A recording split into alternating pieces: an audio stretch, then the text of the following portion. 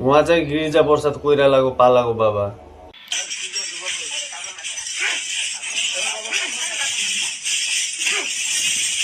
उहाँ चाहिँ आर्जु राणाको पहिलो पोइ, त्यसपछि आर्जु राणाले धोका दिइसकेपछि बन्नुभएको बाबा।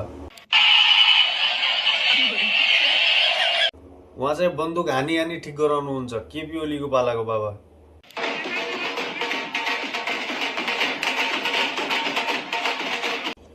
उहाँ चाहिँ शेरबहादुर देउबाजी हुनुहुन्छ नि प्रधानमन्त्री, उहाँको पालाको बाबा।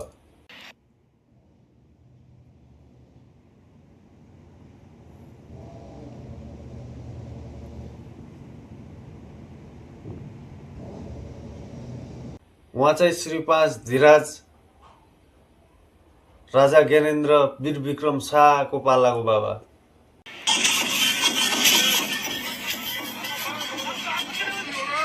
यो मुजी चाहिँ इन्डियाको, मलाई थाहा भएन गाइज। न्या तामाङलाई तेल देखाउनुहोस्। ओम